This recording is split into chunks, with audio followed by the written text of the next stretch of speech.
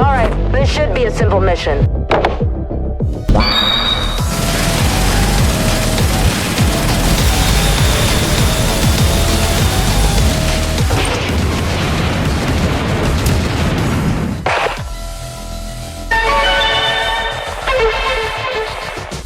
Tower Defense Simulator finally released the new event titled Ducky's Revenge.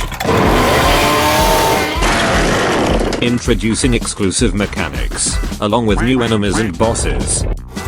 Additionally, an Easter-themed battle pass packed with over 40 levels of rewards, rewarding you with exclusive skins, emotes, stickers, name tags and consumables. And finally, the new event tower, which is obtainable by beating hard mode of the Ducky Revenge event. However, I have to beat easy mode first in order to unlock hard mode. Well, whatever, I'm going to skip this part of the video, but here's a little footage of me triumphing in easy mode.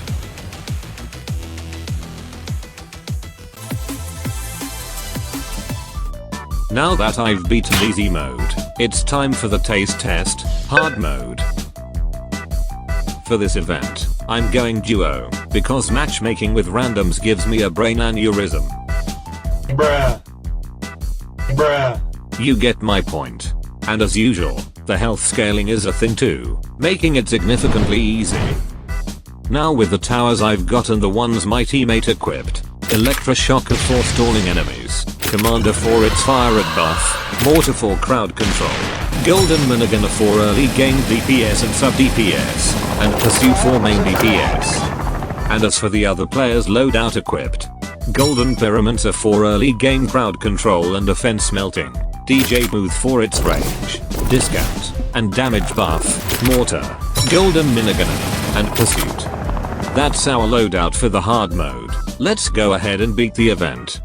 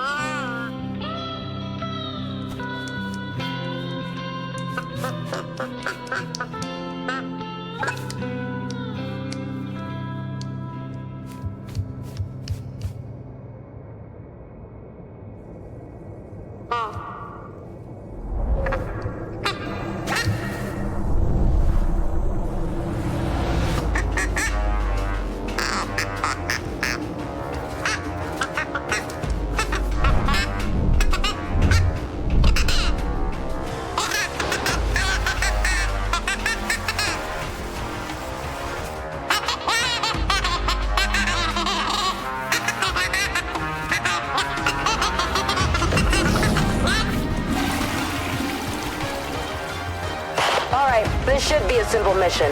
Using the keycard, it's led us to a God Cube fragment within a duck realm. Retrieve it and return back to base.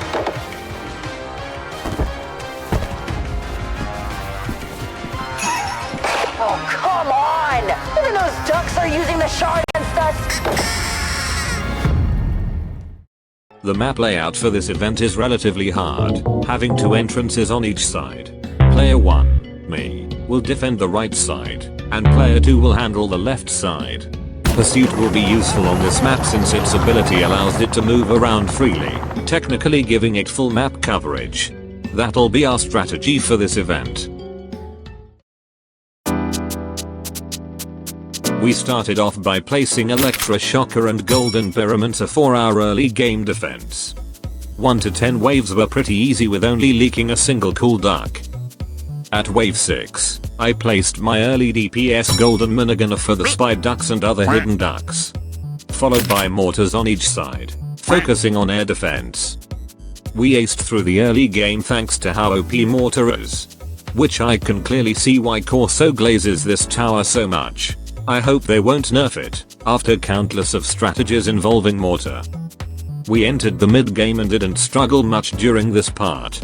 That's when I started to worry about late game, considering how many wave bonuses they kept throwing at us, tells us we needed to prepare for what was coming.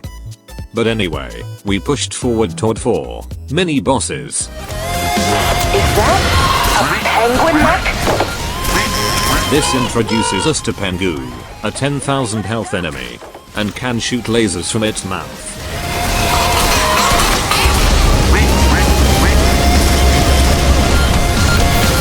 We managed to kill all 4 of them easily. We are very close entering the late game.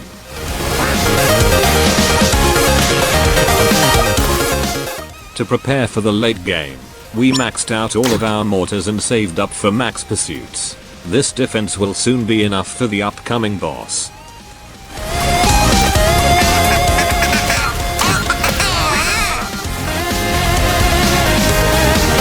Get ready! The Ducky Doom version 3 boss will come after this wave. I'm going to leave the rest of the footage here.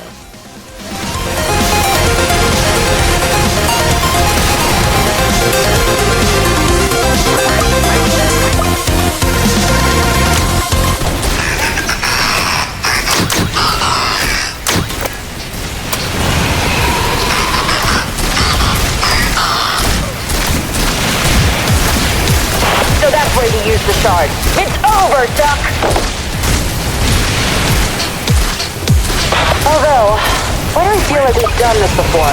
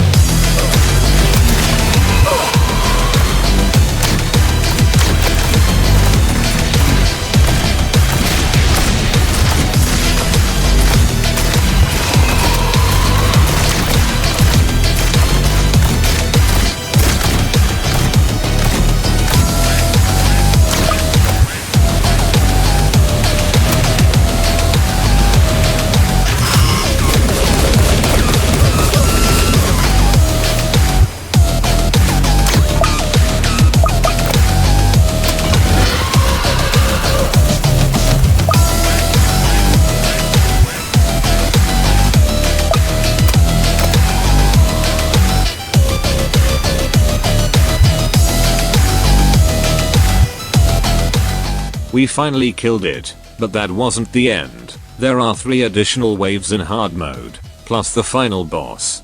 I'm going to skip the last 2 waves from this video and go straight to the final one. They're just fears anyway.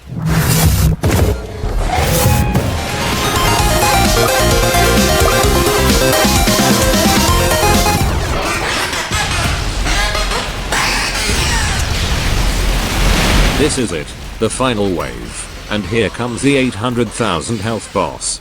Nerd Duck's Mecha Bunny can jump to any side it wants, which is why the pursuit tower is a must-have here. And I apologize in advance, I'll be lagging a lot in this part. We're ending this! Destroy that rabbit mech!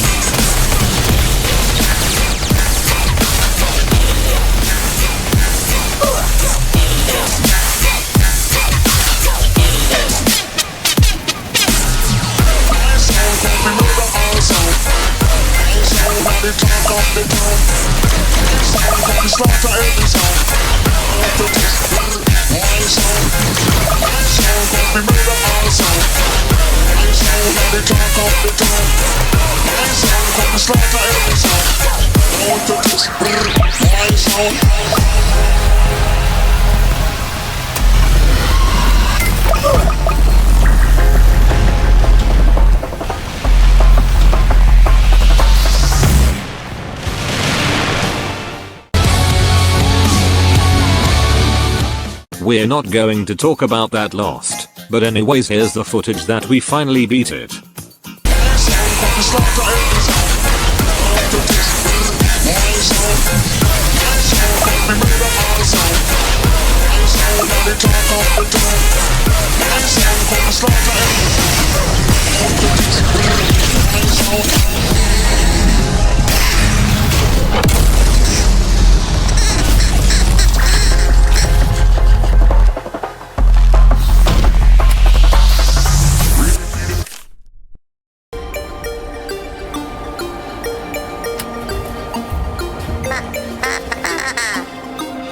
Well, that was more complicated than it needed to be.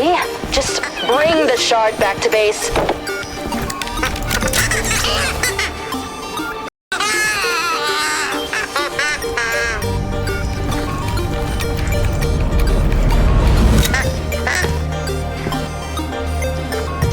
So, you're the smart one who engineered this all by yourself.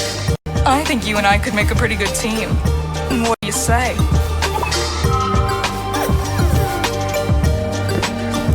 Also, portal is permanently back on.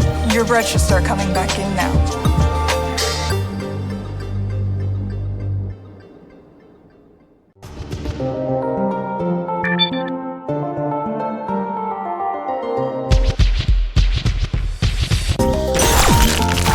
Biologist is a new event tower that functions similarly to the Engineer, but the sentries are replaced with plants, which is a direct reference to a game called Plants vs Zombies.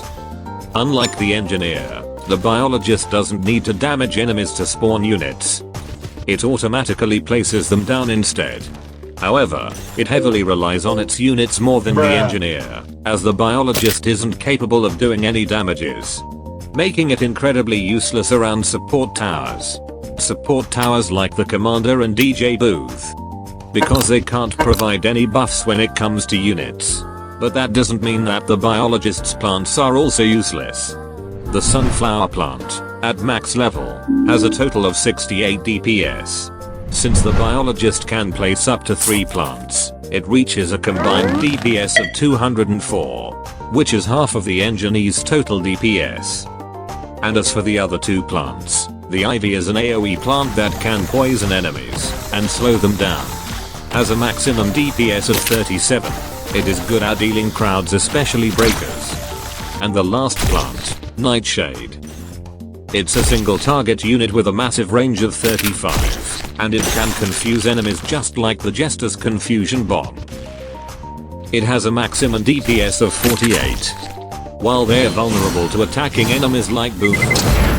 Each comes with 800 health as a trade-off. You can also pair it with the Mercenary Base's Field Medic Shield, resembling Engineer's Sentry Bubble Shield. I won't go more in depth about the Biologist. I don't want to drag the video out any longer. I would possibly make a video on a Swarmer work, since I have it already. Anyway, that's all for today's video.